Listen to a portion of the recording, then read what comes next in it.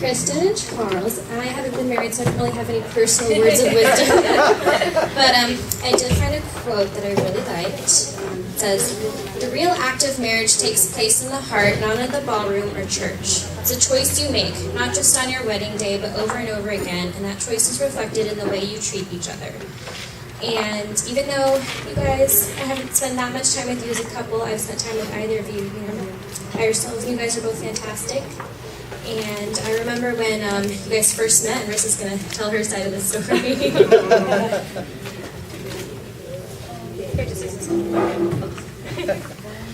So, I've known Charles for about 3 years. He's one of my best guy friends. And I convinced him to move from LA to Bakersfield, just so we could hang out more. And we were doing a lot of youth things in our church, and I invited him to come to one, and Kristen was there. And we were driving back home. He's taking me back to my house, and he goes, "What is that girl's name? That one girl's name?" I was like, "Who are you talking about?" "The really bouncy, bubbly one." And I said, "Do you mean Kristen?" He's like, "Yeah, I think that's her. Is she on Facebook?" I said, "Yeah, she is." And I think I introduced you. I'm not sure if I did or didn't. But we were playing spoons. Oh yeah, they were playing spoons. It's a crazy game. I don't know. It happens so fast. At the time, we were getting ready to go on a mission trip to Honduras, and Charles had. I think by the time we were in Honduras, you had moved back to Texas, and I remember the day that we got back from Honduras. Well, the whole time we were in Honduras, they were text messaging each other and Facebooking, and I couldn't tear Kristen away from her phone. It was my iPod. It was her iPod. And I remember hearing them talk on the phone when they got back, and it was so weird. It was so weird hearing you guys talk on the phone, because knowing you both separately, I would have never guessed that you two would end up together, but I'm glad you did.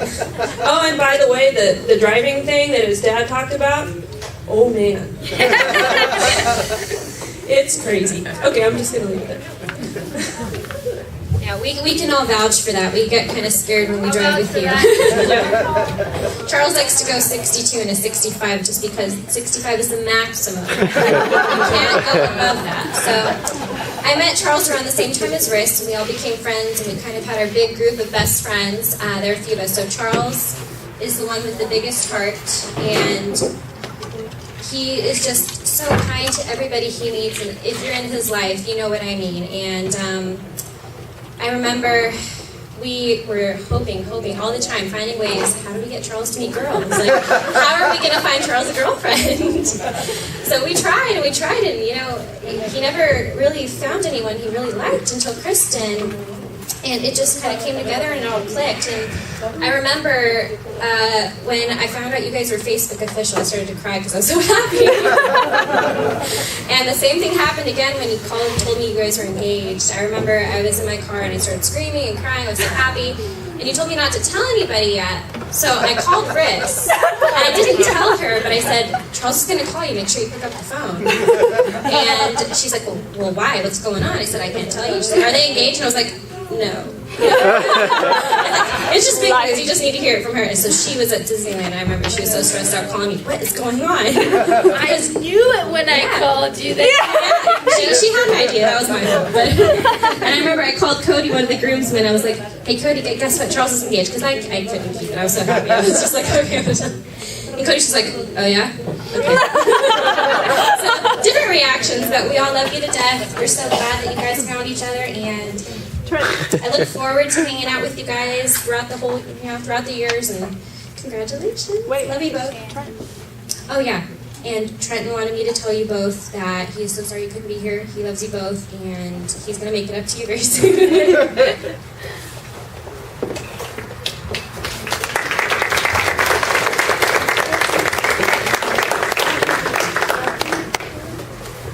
My oldest son, Glenn, just recently got out of the Army. Last night when we were practicing for the wedding, he said, well, they're just lucky they had you